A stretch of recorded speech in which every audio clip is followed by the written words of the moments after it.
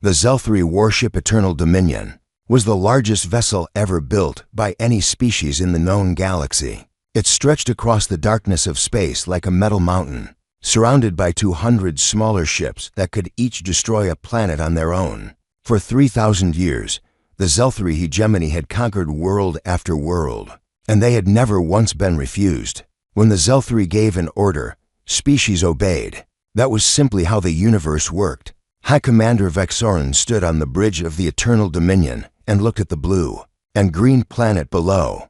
Earth, the humans called it. Such a simple name for such a simple world. His analysts had studied this species for 200 years, watching them from hidden probes scattered throughout their solar system. The humans were primitive.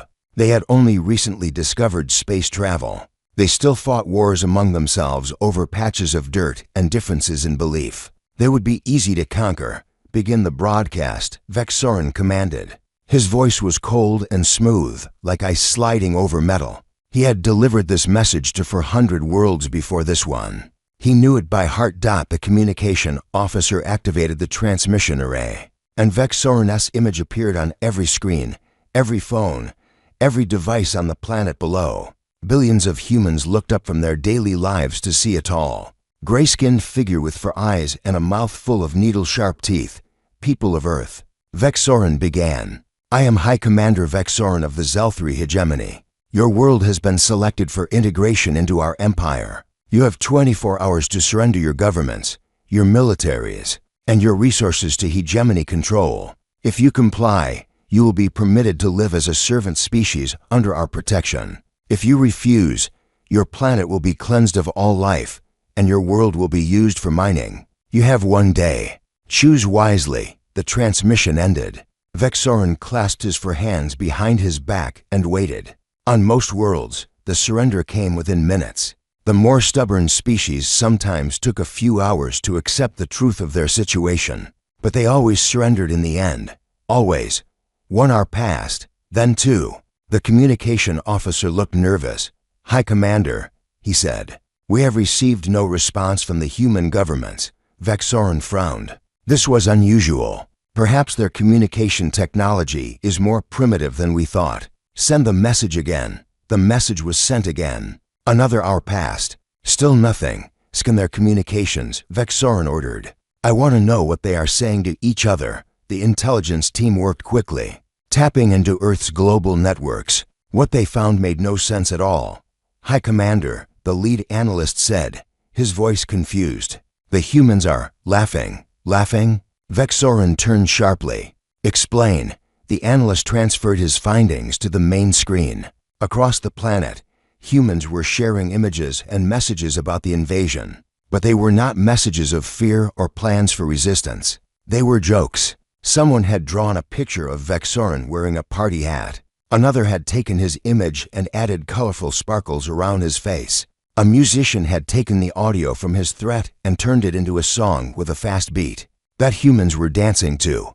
What is this? Vexorin demanded. It appears to be mockery. High Commander, in the United Nations building in New York, an emergency session of the Security Council was taking place. The meeting was supposed to be private, but someone had accidentally left the broadcast system connected to a public channel. Millions of people around the world were watching. The American representative was speaking. Look, I'm not saying we shouldn't take this seriously, but has anyone actually looked at their ships? They look like angry staplers. Laughter filled the room. The Russian representative leaned into his microphone. In Russia, we have a saying, if someone threatens you from very far away, they are either very strong or very stupid. These aliens have traveled across the galaxy to threaten us. I think we know which one they are. More laughter. The Chinese representative raised her hand. I would like to officially propose that we respond to this ultimatum with the traditional diplomatic message of our time. She held up her phone, showing a popular meme of a cat saying no. The room erupted in applause.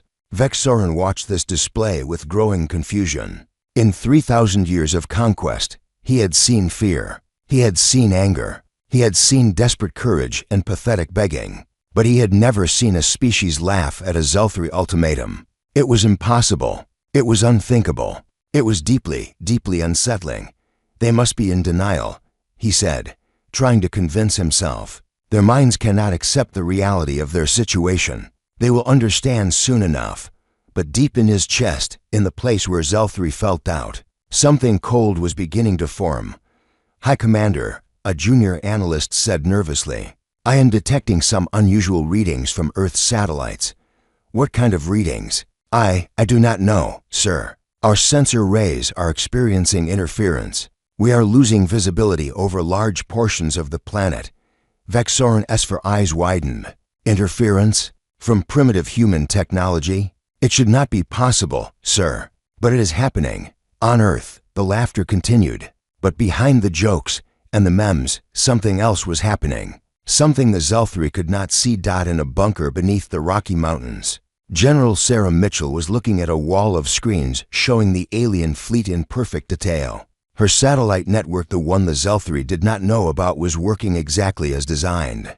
How long until we're ready? She asked. 18 hours for full deployment, her aide replied. 20 if we want the Mars fleet in position.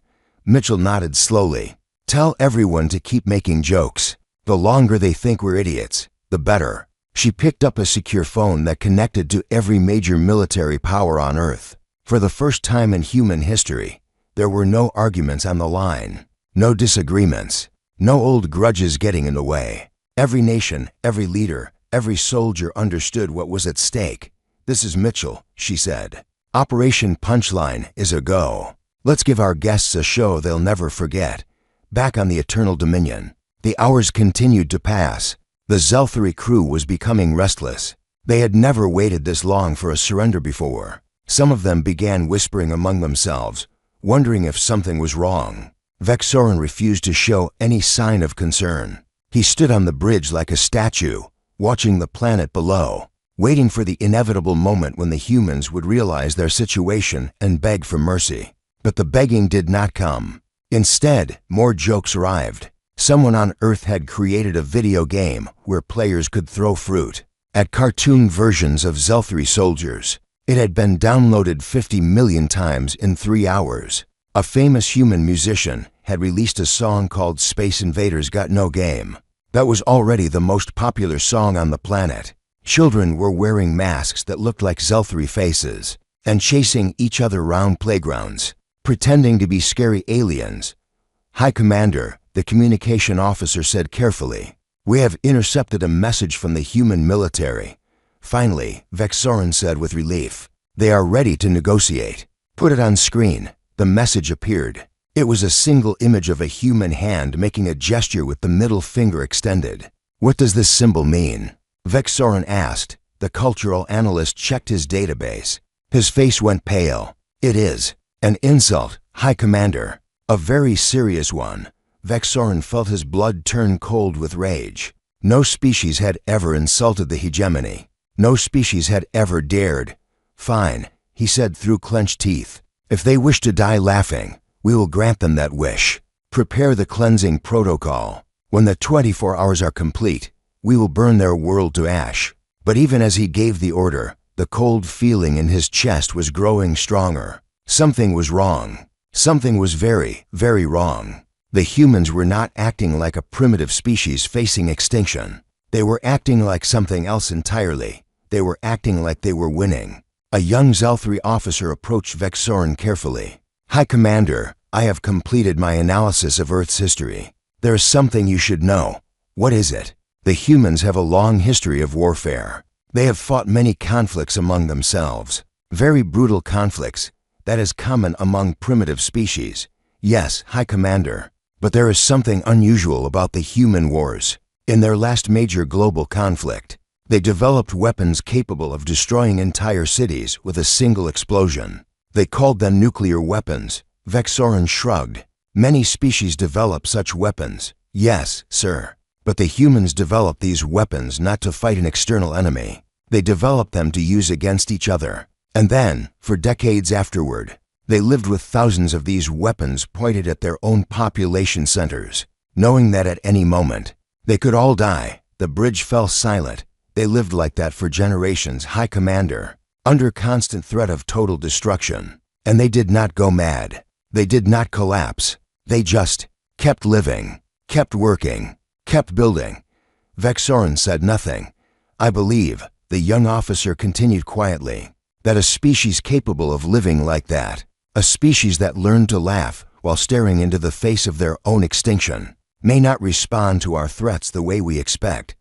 Vexorin wanted to dismiss this analysis. He wanted to call the young off. 10 hours had passed since the Zelthri ultimatum, and High Commander Vexorin was beginning to lose his patience. He had conquered worlds that took days to pacify. He had broken the spirits of species that fought for generations. But he had never, in all his long years of war, faced an enemy that simply refused to take him seriously. The humans were still making jokes. If anything, the jokes were getting worse. High Commander, the intelligence officer reported, we have intercepted over 300 million individual communications, mocking our fleet in the last hour alone. 300 million? Vexorin repeated, that is impossible. How can they produce so much content so quickly? It appears that mockery is something humans are very good at, sir. They have entire networks dedicated to sharing humorous content. They call them social media platforms. Right now, we are what they call trending. Vexorin looked at the samples his team had collected. Someone had edited his original threat video so that his words were replaced with a song about bodily functions. Another video showed his face pasted onto a dancing animal. A third was just a loop of his mouth opening and closing while a human voice said blah blah blah over and over again. This is not warfare, Vexorin said slowly. This is. What is this? I believe the humans call it trolling, sir. On Earth, the laughter was everywhere. In coffee shops and classrooms, in factories and farms. People were sharing the latest jokes about the alien invaders. A comedian in London had done a whole routine pretending to be a Zelthri, trying to understand human customs. A group of students in Tokyo had dressed up as aliens and performed a dance that had been viewed 2 billion times. In Nigeria, a musician had sampled Vexorin's voice into a hit song that was now being played at parties around the world. But behind the laughter, something else was happening. Something the Zelthri sensors could not detect. In a conference room in Geneva, the leaders of Earth's major powers were meeting in person for the first time in decades. There were no arguments. There were no threats. There were no old grudges poisoning the conversation. Instead, there was something that had never existed before in human history: complete and total unity. The Mars fleet is in position, the American general reported. All 2,000 ships are ready to move on your command. The moon defense grid is fully operational, the Chinese admiral added. We can take out their entire fleet from here if needed. The asteroid belt stations are standing by, the Russian commander said. We have enough firepower to glass their home world 10 times over. The Secretary General of the United Nations, a small woman from Bangladesh named Fatima Rahman, looked around the table. So we are all in agreement.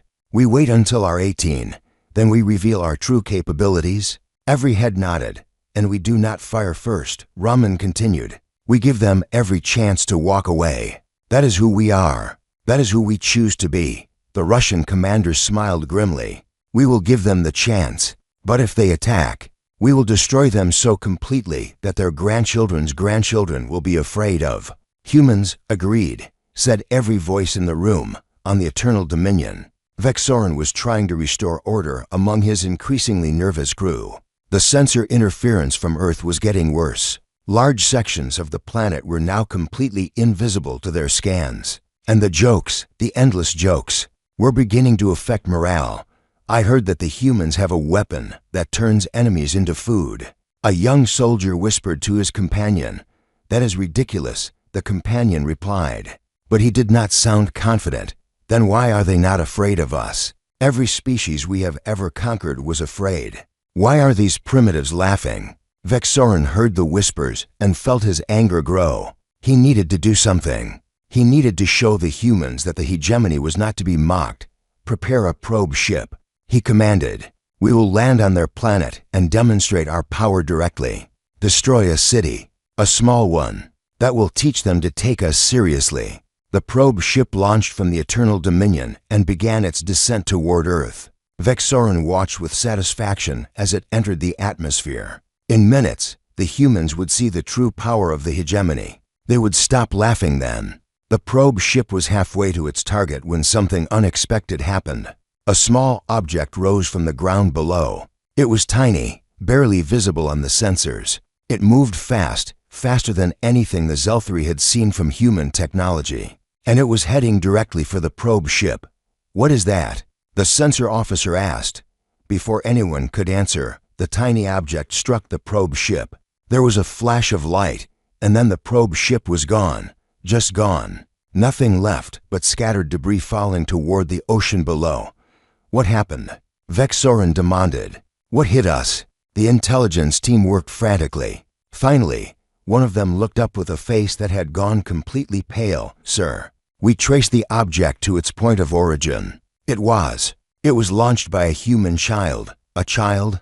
"Yes, sir. A human juvenile, approximately 14 years old. He appears to have modified a recreational flying device, the humans call it a drone, with some kind of energy weapon. He broadcast the entire attack on a public channel. He has gained 50 million followers in the last hour." Vexoran could not speak.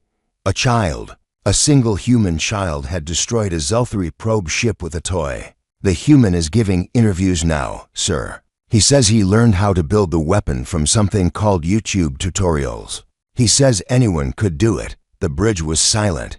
Every Zelthree officer was thinking the same thing. If a child could destroy their ships with a homemade weapon, what could the adults do? On Earth, the teenager's name was Marcus Chen, and he was becoming the most famous person on the planet. His face was on every screen. His story was in every headline. And he was still laughing. "I just pointed my drone at the big shiny thing and pressed the button," he told an interviewer. "It wasn't that hard. My little sister could probably do it." His little sister, watching from behind the camera, nodded enthusiastically. The Zelthree intercepted this broadcast. They also intercepted the millions of messages that followed, many of them from other humans claiming they could build similar weapons. Some of them were clearly joking. Some of them were not. The Zelthree could not tell which was which. Vexoran called an emergency meeting of his senior commanders. Their faces showed the same confusion and fear that he felt in his own hearts. "We have underestimated these creatures," he admitted. "Their technology is more advanced than our reports suggested. Perhaps we should withdraw." One commander suggested carefully. "Gather more intelligence before proceeding." "Withdraw?" Vexoran snapped. "The hegemony does not withdraw. We have never withdrawn from a conquest. We cannot start now." "Then what do we do, High Commander? Our sensors are blind. A child destroyed our probe ship, and the humans are still laughing at us." Vexoran had no answer. For the first time in his career, he had no answer. On Earth, the laughter continued. But now there was an edge to it. The humans knew they had drawn first blood. They knew the game had changed, and they were ready for what came next. In the bunker beneath the Rocky Mountains, General Mitchell watched Marcus Chen's interview with a smile on her face. The boy had not been part of the plan, but his actions had worked out perfectly. The Zelthree now knew that Earth could hurt them, but they still did not know how badly. "Status report," she requested. "All defense systems are fully operational. The Mars fleet is in final position. The moon grid is targeting the enemy flagship. We are ready to begin the reveal at our 18 as planned." "Good," Mitchell said. "And what about our invitation?" "Prepared and ready to send, General." Mitchell nodded. The next phase of Operation Punchline was about to begin. In 8 hours, the Zelthree would learn the truth. They would learn that they had picked a fight with the wrong species. And then, if they were smart, they would learn something even more important. They would learn that humans, for all their jokes and their memes and their strange sense of humor, were also capable of mercy. Back on the Eternal Dominion, Vexoran received a report that made his blood freeze. "High Commander, our analysts have finished studying human history in more detail. The results are disturbing, more disturbing than what we have already seen. Much more, sir. The humans have fought to global conflicts that they call world wars. In these wars, they killed tens of millions of their own kind. They developed weapons capable of destroying entire cities. They used those weapons on each other. And then, after all of that death and destruction, they rebuilt their world and became even stronger than before. Vexoran listened in silence. They have a phrase, sir. They say what does not kill them makes them stronger. Our cultural analysts believe this is not just a saying. They believe it is the fundamental truth of human existence. Humans grow stronger through suffering. They become more dangerous through hardship. Every enemy that has ever tried to destroy them has only made them more powerful. That is impossible, Vexoran said, but his voice was weak. There is more, sir. In their history, they have produced individuals who willingly sacrificed their own lives to save others.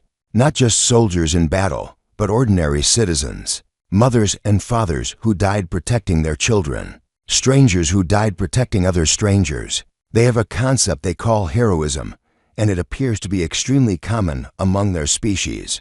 Vexoran thought about the Hegyar 18 arrived like a sunrise, after a long and terrible night. On the bridge of the Eternal Dominion, every Zelthree officer stood at attention, their eyes fixed on the planet below.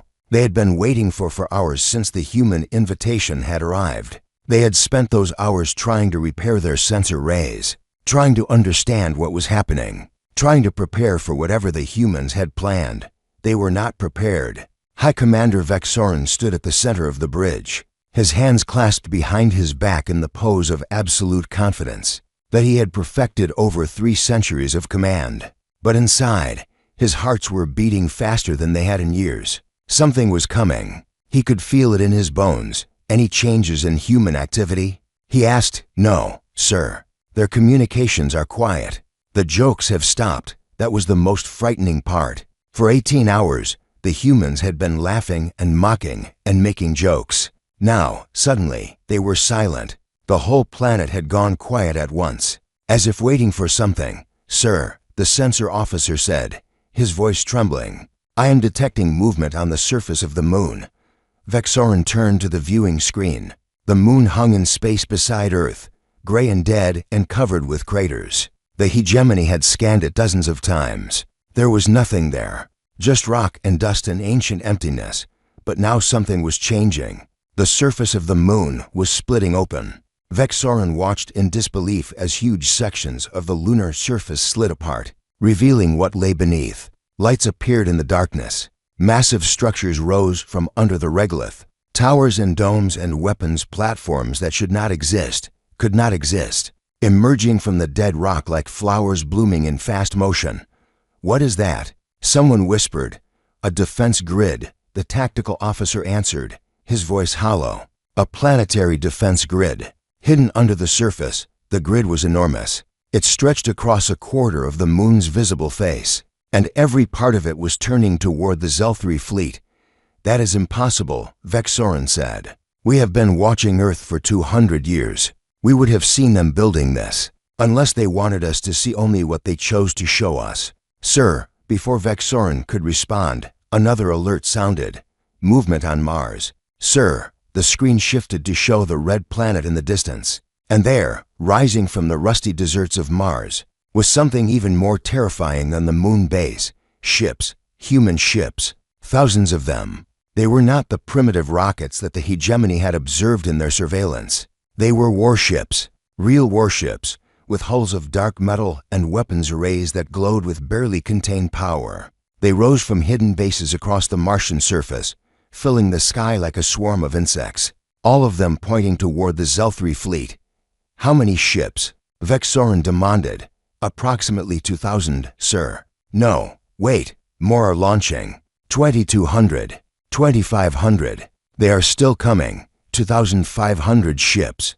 The hegemony had brought to 100. They were outnumbered more than 10 to 1, sir. I am detecting additional signatures in the asteroid belt. The screen shifted again. Among the tumbling rocks between Mars and Jupiter, more lights were appearing. Weapons platforms, defense stations, mining facilities that doubled as fortresses. How long have they had all this? Vexoran asked. His voice sounded strange to his own ears, weak, confused. Decades, sir. Perhaps longer. They must have found our surveillance probes and shown us only what they wanted us to see. They have been playing a role this entire time. A role. The primitives, the fools, The laughing idiots who made jokes about the mighty hegemony. It had all been an act. Every clumsy space program, every primitive satellite, every stumbling step into the cosmos. All of it designed to make the Zelthri think Earth was weak. And the Zelthri had believed it. They had walked right into the trap. "Sir, we are receiving a transmission from Earth."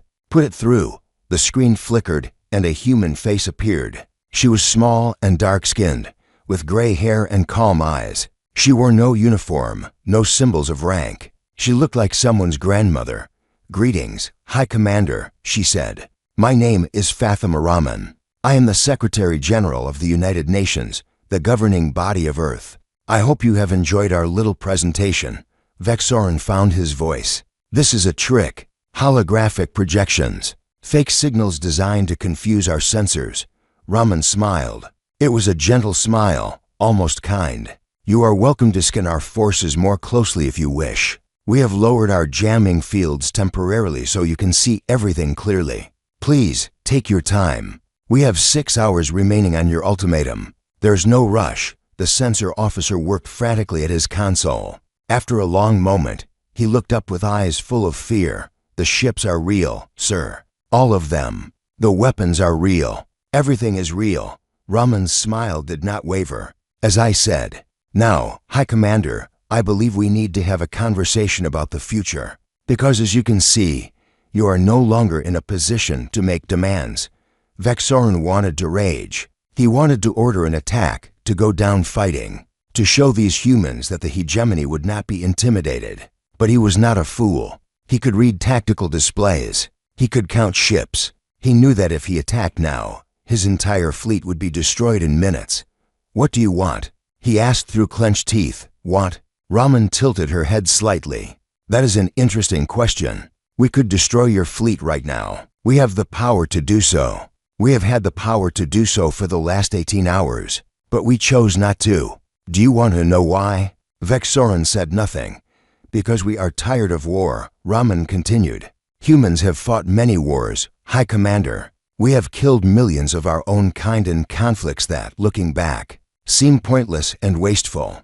We have learned, slowly and painfully, that violence rarely solves problems. It just creates new ones." She paused, letting her words sink in. "We could destroy you. But then what? Your hegemony would send more ships. We would destroy those too. And then more would come, and more, until one of our species was extinct. Millions, perhaps billions, would die. Worlds would burn. And for what? Pride, territory, resources we could share if we simply learned to work together." "The hegemony does not share," Vexoran said. "No," Rahman agreed. "The hegemony takes. The hegemony conquers. The hegemony rules through fear. We know this. We have been watching you too, High Commander. For decades, we have intercepted your communications. We have studied your history. We know about the 400 worlds you have enslaved. We know about the resistance movements on those worlds. We know about the suffering your empire has caused." Vexoran felt cold. How much did they know? How much had they seen? "And yet," Rahman continued, "we are not interested in revenge. We are not interested in conquering your empire as you have conquered so many others. We are interested in something much more difficult. We are interested in peace." "Peace."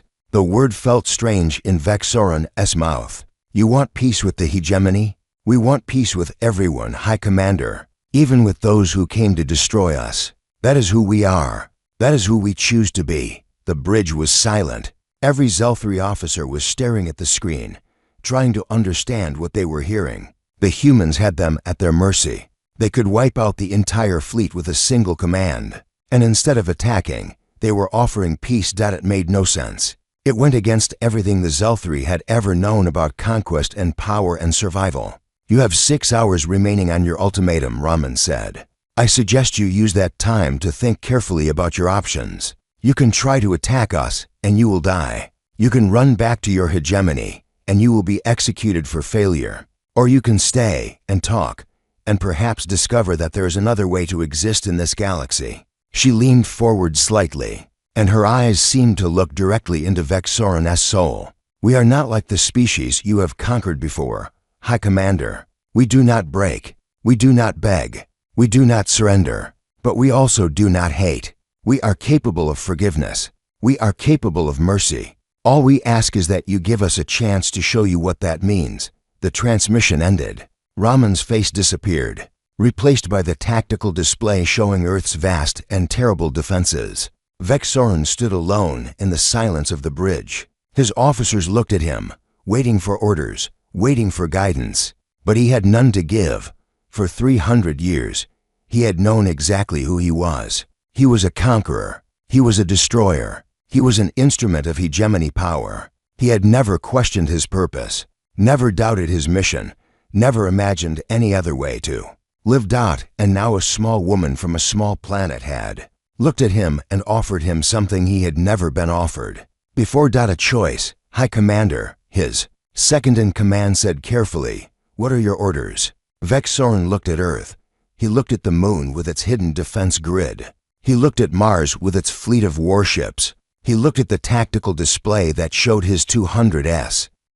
The shuttle from Earth arrived at the Eternal Dominion exactly 1 hour after Vexorin agreed to talk. It was a small vessel, sleek and elegant, with a design that bore no resemblance to the clumsy rockets the Zelthri had observed in their surveillance. Watching it dock with his flagship, Vexorin felt another wave of shame wash over him. Everything he thought he knew about humanity had been wrong.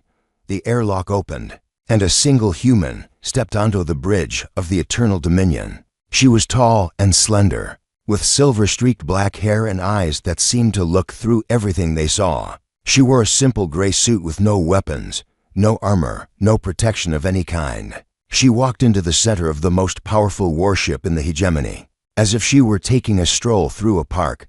"High Commander Vexorin," she said, extending her hand in what Vexorin recognized as a human greeting gesture. "I am Ambassador Lin Chen. Thank you for agreeing to meet with me." Vexorin did not take her hand. "You came alone, unarmed. That is either very brave or very stupid."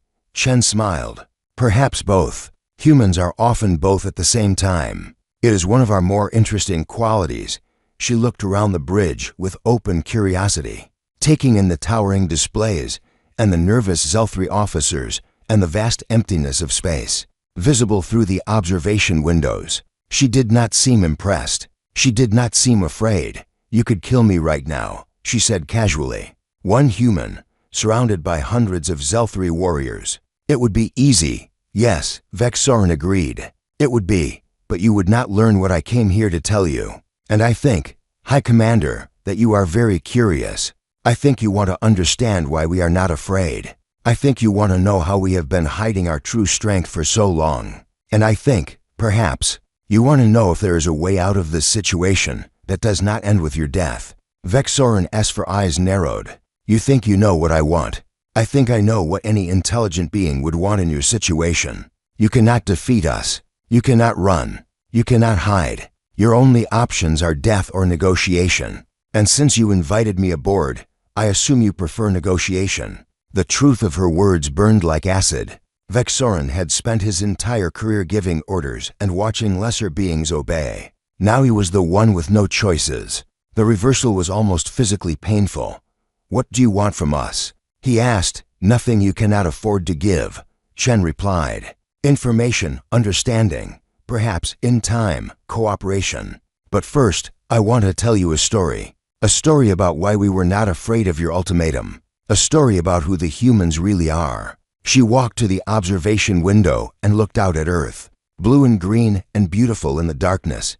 50 years ago, she began, we discovered your surveillance probes. They were very sophisticated, but not sophisticated enough. Our scientists found them, studied them, and realized that we were being watched by an advanced alien civilization. You could have made contact, Vexorin said. You could have revealed yourselves to the galaxy.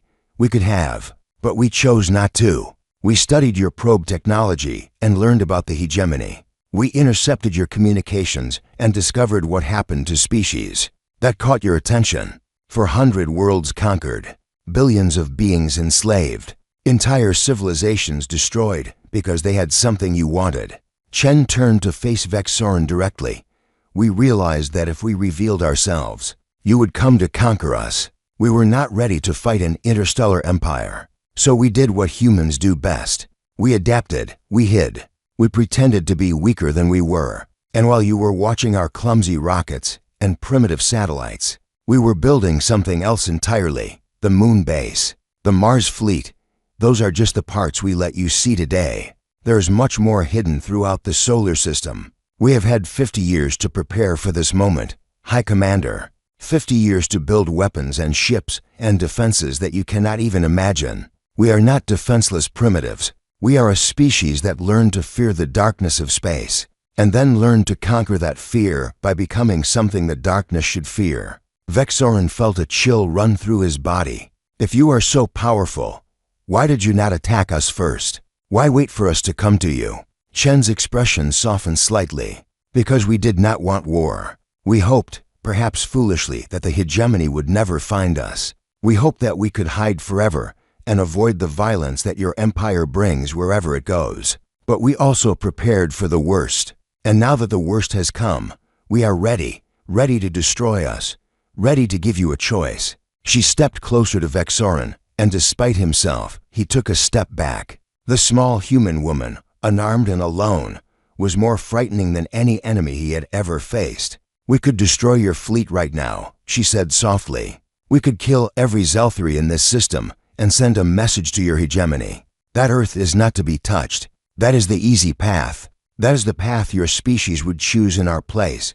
Yes, Vexorin admitted. It is, but we are not you. We have learned, through centuries of bloody history, that killing enemies only creates more enemies. We have learned that empires built on fear eventually collapse under the weight of their own cruelty. We have learned that the only true victory is one that does not require violence. You speak of weakness, Vexorin said. In the galaxy, mercy is weakness. In your galaxy, perhaps. But we intend to change that. Chen reached into her pocket and pulled out a small device. She activated it, and a holographic display appeared in the air between them. It showed a map of the galaxy, with 400 worlds highlighted in red. These are the planets your hegemony has conquered, she said. For the past 40 years, we have been in contact with resistance movements on many of these worlds. We have been supplying them with weapons, training, and most importantly, hope. They know that Earth exists. They know that we are preparing to challenge the hegemony, and they are ready to rise up when the time comes. Vexorin stared at the map in horror. 40 years. The humans had been undermining the hegemony for 40 years, and no one had noticed. No one had even suspected. Your empire is weaker than you know. Chen continued. Your conquered peoples are waiting for a chance to be free. Your military is stretched thin across 400 worlds. And now, your fleet is trapped in our system, with no way to escape. If your goal is to destroy the hegemony, why tell me this? Why give away your strategy? Because destruction is not our goal. Liberation is our goal. We do not want to rule the galaxy. We do not want to replace your empire with our own. We want to build something different, something better. Chen deactivated the holographic display and looked at Vexorin with something that might have been compassion. You have spent 300 years as a conqueror. You have destroyed worlds and enslaved billions. But I do not believe you are evil, High Commander. I believe you are a product of your culture, doing what you were taught to do. And I believe that, given a different choice, you might become something else. What choice are you offering me? Join us. The words hung in the air like a thunderclap. Every Zelthri on the bridge turned to stare at the human ambassador. Join you? Vexorin repeated. You want me to betray my empire? To become a traitor to everything I have ever known? I want you to become something new, something better. The hegemony will not last forever, High Commander. Empires built on cruelty never do. When it falls, the beings who work to bring it down peacefully will be remembered as heroes. The beings who ought to preserve it will be remembered as monsters. Chen stepped back toward the airlock. I am returning to Earth now. You have 4 hours remaining on your ultimatum. Use that time to think about who you want to be. When the ultimatum expires, you can attack us and die. You can run back to your hegemony and be executed for failure. Or you can join us and help build a better future for all the species of the galaxy. She paused at the airlock door. We are not asking you to believe in our cause right away. We are only asking you to give us a chance. Stay, talk, learn. See if what we offer is better than what you have always known. That is all we ask. And if I decide that your offer is worthless, if I decide that the hegemony way is the only way, Chen smiled sadly, then we will destroy your fleet and mourn the waste of lives that could have been saved. We will not enjoy it. We will not celebrate it. We will simply do what we must to protect ourselves and the beings who depend on us. That is also who we are, High Commander. We are capable of great mercy, but we are also capable of terrible violence when mercy is refused. She stepped into the airlock. For hours, she said. Choose wisely. The airlock closed. The shuttle detached and began its journey back to Earth, and High Commander Vexorin stood alone on the bridge of the Eternal Dominion, facing the most important decision of his very long life. Behind him, his officers whispered among themselves. Some wanted to attack. Some wanted to run. Some, he could tell, were already considering the human offer. The certainty that had held his crew together for 300 years was crumbling like sand. In a strong wind, Vexorin looked at Earth. He thought about all the worlds he had conquered. He thought about all the beings he had killed or enslaved. He thought about the fear that had driven him for 3 centuries, the fear of being seen as weak, the fear of losing his power, the fear of becoming nothing. And then he thought about the human ambassador. Walking on final hour of the ultimatum arrived like a funeral march. On the bridge of the Eternal Dominion, High Commander Vexorin stood at the observation window and watched Earth turn slowly in the darkness. Behind him, his 200 ships waited information, their weapons charged and ready, their crews tense with fear and anticipation. The clock showed 59 minutes remaining, then 58, then 50-7. Vex single quotes. Oran had spent the last 3 hours thinking. He had reviewed the tactical data over and over again. He had calculated the odds of survival if he attacked. He had calculated the odds of surviving a return to the hegemony and defeat. He had thought about Ambassador Chen's offer and tried to find the trap hidden within it. He could not find one. The humans were simply offering him a way out, a chance to become something other than a conqueror, a chance to live. And that, more than anything else, was what convinced him that the humans were telling the truth. No species in the galaxy would offer such a thing without reason. The hegemony certainly would not. If the positions were reversed, if the Zelthari held all the power and the humans were at their mercy, the outcome would be immediate and total destruction. That was the hegemony way. That was the only way Vexorin had ever known. But the humans were different. They had the power to destroy him, and they chose not to use it. They had every reason to hate him, and they offered mercy instead. They had nothing to gain from his survival, and they wanted him to live anyway. It made no sense by hegemony standards, but perhaps that was the point. Perhaps the humans were trying to show him that there were other standards, other ways of existing, other possibilities that the hegemony had never imagined. 45 minutes remained. Vexorin turned to face his bridge crew. They looked back at him with fear in their eyes. They were waiting for orders. They were waiting to be told what to do. For 3 centuries, Vexorin had always known what to do. Attack, conquer, destroy. Those were the only commands he had ever needed to give.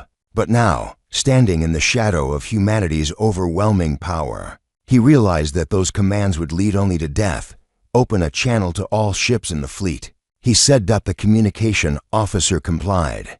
200 Zelthari warships fell silent, waiting for their commander to speak. "This is High Commander Vexorin," he began. His voice was steady, but his hearts were pounding in his chest. "I have made a decision. It is not the decision that the hegemony would approve of. It is not the decision that our training and our culture and our history would lead us to make. But it is the right decision, perhaps the first right decision I have ever made." He paused, gathering his thoughts. "We cannot win this fight. The humans are too strong, too prepared, too well defended. If we attack, we will be destroyed.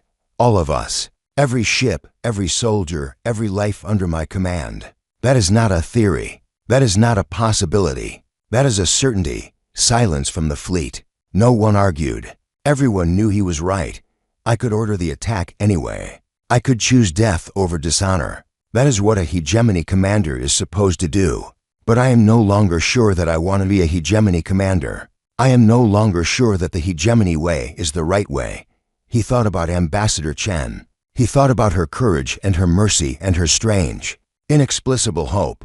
The humans have offered us a choice. We can die fighting an unwinnable battle. We can run home and be executed for failure. Or we can stay here and try to become something new, something different, something better. Vexorin took a deep breath. I am choosing to stay. I am choosing to accept the human offer. I am choosing to see if there is a way to exist in this galaxy that does not require conquest and cruelty and endless war. He looked at the tactical display showing his fleet. I will not order any of you to make the same choice. If you wish to attack, I will not stop you. If you wish to return to the hegemony, I will not stop you. But I am done with that life. I am done being a weapon for an empire that values nothing but power. He straightened his shoulders and lifted his head. My name is Vexorin. For 300 years, I was a destroyer of worlds. Today, I choose to become something else. Today, I choose to surrender myself to the mercy of humanity and hope that they mean what they say. He closed the channel. The bridge was silent. Every officer was staring at him with shock and confusion and something that might have been respect. Sir, his second-in-command said carefully, you have just committed treason. Yes, Vexorin agreed. I have. The hegemony will send assassins. They will hunt you to the ends of the galaxy. They will never stop. Then I will have to find allies who can protect me from them. Vexorin smiled grimly. Fortunately, I know a species that seems very good at protection. The communication officer looked up from his console. Sir, we are receiving responses from the fleet. Half of them are. They are requesting to join you, sir. They are asking to surrender with you. Half the fleet. 100 ships, thousands of Zelthri soldiers, choosing treason over death. Vexorin felt something loosen in his chest. He was not alone. He was not the only one who was tired of the endless war. And the other half? They are powering up their engines, sir. They appear to be preparing to leave the system. Let them go. Tell them that they carry a message for the hegemony. Tell them to say that Earth is not to be touched. Tell them to say that Vexorin has joined the humans, and anyone who wishes to follow him is welcome. The officer nodded and transmitted the message. On the tactical display, 100 ships began moving away from the fleet, heading toward the edge of the solar system and the long journey back to hegemony space. 30 minutes remained on the ultimatum. Vex, single quotes, Iran opened a channel to Earth. Ambassador. Chen's face appeared on the screen, calm and patient. I accept your offer, Vexorin said. I and half of my fleet surrender ourselves to humanity's protection. We request asylum and offer our full cooperation in whatever plans you have for the galaxy. Chen's smile was warm and genuine. Welcome to the Resistance, High Commander. I am no longer a High Commander. I am no longer anything. I am just a soldier who has laid down his weapons. Then we will find you new weapons. Weapons of diplomacy and cooperation and peace. They are harder to use than guns and missiles, but they build rather than destroy. I do not know how to use such weapons. Then we will teach you. That is what allies do. The word felt strange in Vexorin's ears. Allies. He had never had allies before. Only masters to obey and enemies to crush. The idea of equals working together toward a common goal was alien to everything he had ever known. But it was also, he realized, exactly what he wanted. 20 minutes remained. The departing half of the Zelthri fleet was accelerating toward the edge of the solar system. The remaining half was powering down their weapons and broadcasting surrender signals. On Earth, the celebration was beginning. Billions of people who had spent 24 hours waiting for destruction suddenly found themselves facing something unexpected. Peace. The memes continued, but now they were different. Instead of mocking the aliens, they were welcoming them. Someone had already created a dancing video of Vexorin with a peace sign. It had been viewed 100 million times in the last 10 minutes. Your people are very strange, Vexorin observed. We are, Chen agreed. But we are also very good at making friends. Give us time. You will see. 10 minutes remained. On the Eternal Dominion, now renamed New Horizon by popular vote among its crew, Vexorin stood beside Ambassador Chen and watched Earth rise below them. The blue and green world that he had come to conquer had conquered him instead. But it was a different kind of conquest, a conquest without weapons or threats or fear. What happens now? He asked. Now we begin the real work. We have allies on 400 worlds who are ready to rise up against the hegemony. We have intelligence about every military installation in your empire. And we have you, someone who knows how the hegemony thinks and how to defeat them. You want me to help you destroy my own people? No, Chen said firmly. We want to help you free them. There is a difference. Vexoran thought about that. Free them. He had never considered that the hegemony itself might be enslaved. Enslaved to tradition, to fear, to a system that demanded endless conquest and punished any sign of weakness. But looking at it now, with human eyes, he could see the chains that bound his people as clearly as the chains they placed on others. It will not be easy, he said. The hegemony will fight. They will never accept what you are offering. We know. But we are patient. We have been preparing for 50 years. We can prepare for 50 more if needed. The important thing is that we begin. That we show the galaxy that there is another way. That we give people hope. 5 minutes remained. Across former hegemony space, something was changing. The 100 ships returning from Earth carried a message that could not be contained. Vexoran has surrendered. The humans are too strong. There is another way. Whispers spread through conquered worlds. Hope flickered in the hearts of beings who had known only despair. Resistance leaders who had been hiding for years suddenly had proof that the hegemony could be challenged, and on Earth, a simple transmission began broadcasting across the galaxy. It was not a threat or a demand. It was an invitation. We are humanity. We do not conquer. We do not enslave. We invite. If you seek freedom,